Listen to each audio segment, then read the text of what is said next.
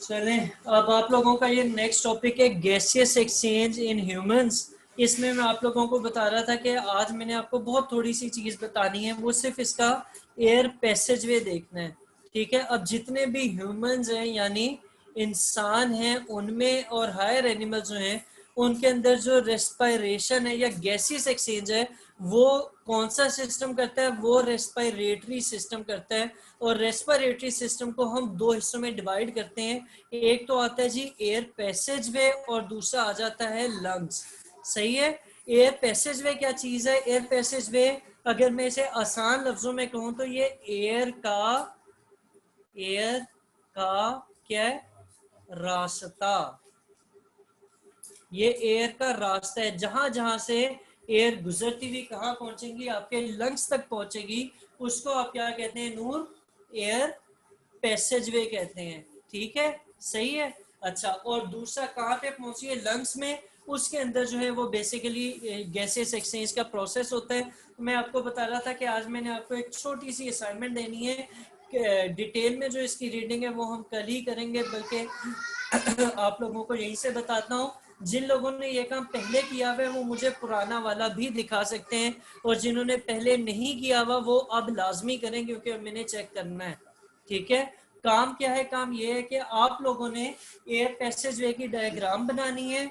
Air passage वे में जो जो आपका ऑर्गन आ रहा है, जो जो बॉडी पार्ट आ रहा है, उसका नाम लिखने के साथ साथ जहां पर नाम लिखा होगा वहीं पर उसका फंक्शन और उसका लोकेशन जो अभी हम पढ़ेंगे वो दी होगी। वो दोनों चीजें आपने डायग्राम में ही शो करनी है। सही है। अगर डायग्राम में नहीं भी करते तो अलग से फ्लो चार्ट में करनी है, लेकिन मुझे ये काम चाहिए।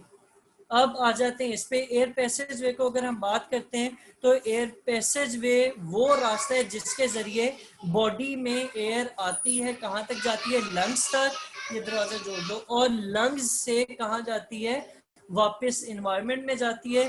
इस पैसेज के जो मुख्तलिफ पार्ट्स हैं वो कौन कौन से हैं वो यहाँ पर मैं हाईलाइट करता रहूंगा और साथ साथ पढ़ाता रहूंगा। सबसे पहले आपके नेजल कैविटी आती है। नेजल कैविटी वो सारा एरिया है जो कि नाक से शुरू हो रहा है और आपके हलक तक का पार्ट है। अब नेजल कैविटी अभी मैंने बताया कि ये वो पार्ट है जो कि नाक के आसपास का हिस्सा है। हमारी जो अगर बॉडी के अंदर की बाहर की बात करें, जो हमें बाहर से इस नेजल कैविटी का पार्ट नजर आता है वो कि हमारी नाक के जो सुराख है जिनको नथने कहा जाता है या नोस्ट्रिल्स कहा जाता है वो होंगे। और अगर हम इसके अंदर या इसको आगे देखें तो आपकी नाक के दो सुराखों के दरमियान में एक पार्टीशन सी है, एक नरम हड्डी होती है जिसको हम क्या कहते हैं?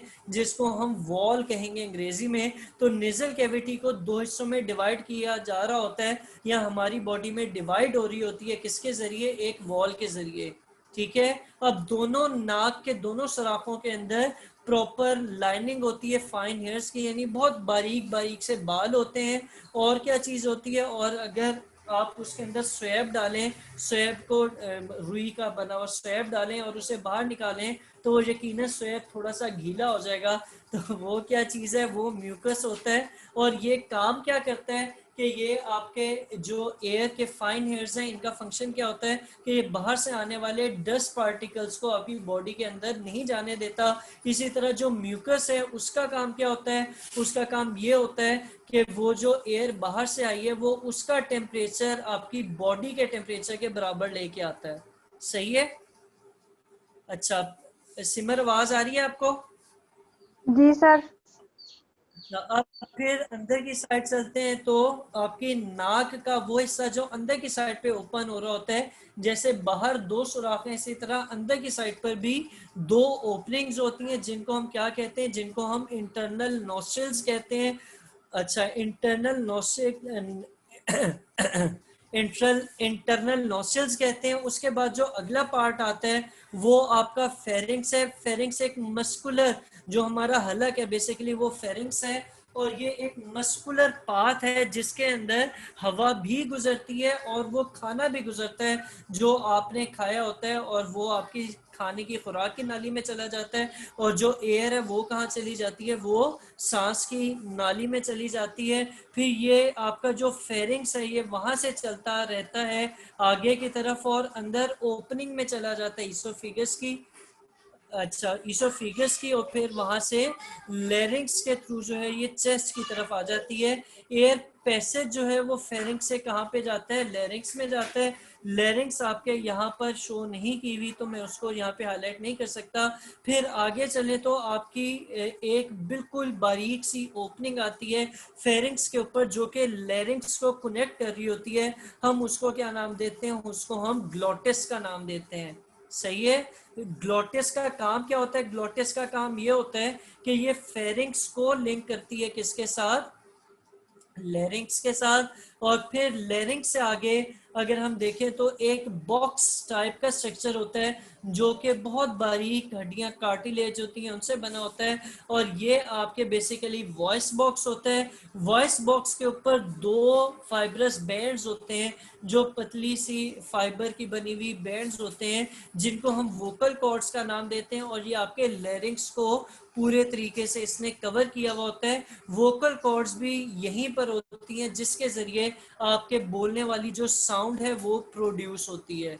सही है। फिर उससे आगे चलें तो जैसे अभी कुर्बानी गुजरी आप लोगों ने देखा होगा कि कुर्बानी के जानवरों का लंग्स के साथ एक पाइप सा लगा हुआ होता है। वो पाइप जो है वो आपका क्या कहलाएगा, वो पाइप आपका ट्रैकिया कहलाएगा। ये ट्रैकिया जो है इसके अंदर जो वो पाइप को अगर आप लोगों ने देखा हो या अभी भी आप अगर जाके देखेंगे जहाँ पे गोश्त मिलता है उन दुकानों में, कसाई की दुकानों में, तो वो पाइप जो है उसके अंदर हड्डी होती है, कार्टिलेज होती है, और वो कार्टिलेज सी शेप की होती है। ये कार्टिलेज क्या करती है, अगर ये मौजूद ना हो तो आपका जो सांस की नाली है वो कोलैप्स कर जाएगी, वो चिपक जाएगी, क्योंकि अंदर उसके विस्कोसिटी म्यूकस मौजूद होता है जो कि उसे गीला रखे होता है। तो जब हवा नहीं होती है तो उसको फिर भी ओपन रखने का काम कौन करता है, वो कार्टिलेज करती हैं, या जो सी शेप की बोन्स हैं वो करती हैं। सही है। तो ये आपका अभी तक एयर पैसेज में हो गया। यहाँ से जो आपकी ये ट्रैकिया है ये दो साइडों पर जाता है, एक साइड वाले लंग के अंदर चला जाता है और दूसरी साइड से ये दूसरे लंग के अंदर चला जाता है। और फिर जब ये लंग्स के अंदर एंटर होते हैं तो ट्रैकिया फिर छोटी छोटी ट्यूब्स में डिवाइड होता है। उन ट्यूब्स को हम नाम देते हैं किसका, ब्रोंकाई का, जिनका सिंगुलर क्या है, ब्रोंकियोल ब्रोंकस है। ये ब्रोंकाई जो हैं उसके अंदर कार्टिलेजिनियस प्लेट्स होती हैं उनकी वॉल्स के अंदर, और ब्रोंकस जो है वो लंग्स की एक साइड से एंटर होती हैं और फिर उसकी छोटी छोटी ब्रांचेस बनती हैं। ठीक है। अब ये जो ब्रोंकाई की छोटी छोटी ब्रांचेस हैं ये आगे जाके मजीद थोड़ी बारीक ट्यूब्स में डिवाइड हो जाती है जिनको हम ब्रोंकियोल्स कहते हैं। अब ब्रोंकियोल्स को देखें तो ब्रोंकियोल्स आहिस्ता आहिस्ता प्रोग्रेसिवली उनके अंदर जो हड्डी या सख्ती होती है वो कम होती रहती है और ये मजीद बारीक होता है। जो ये बाकी बारीक होता है तो ये ट्यूब्यूल्स बनाते हैं जिनको हम क्या कहते हैं, एल्वियोलर डक्ट्स कहते हैं। सही है।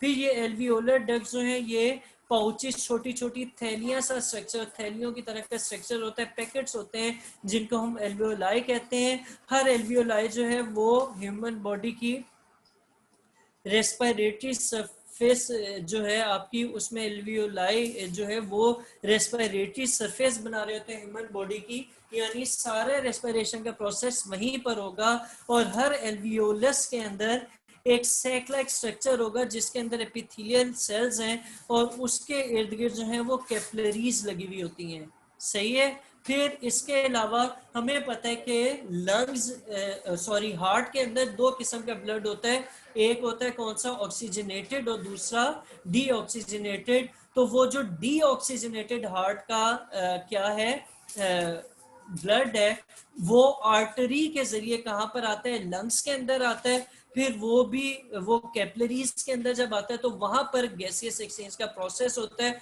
और फिर वो वेन्स के जरिए, पल्मोनरी वेन्स के जरिए वापस कहाँ चला जाता है, हार्ट में चला जाता है, और हार्ट फिर उस ऑक्सीजनेटेड ब्लड को पूरी बॉडी के अंदर डिस्ट्रीब्यूट करता है। सही है, सही है। अगर आपके सिर्फ आ जाता है briefly describe the process of respiration in human beings, या फिर कि कहाँ पर गैसियस एक्सचेंज का प्रोसेस होता है, तो उसमें ये आखिरी वाला पैराग्राफ भी लिखा जा सकता है। या अगर पूछा जाता है कि किस तरह हार्ट का डीऑक्सीजनेटेड ब्लड किस तरीके से ऑक्सीजनेटेड होता है, तो उसमें ये आखिरी वाला पैराग्राफ लिखा जा सकता है। ठीक है, ये आपका हो गया। कल इंशाल्लाह हम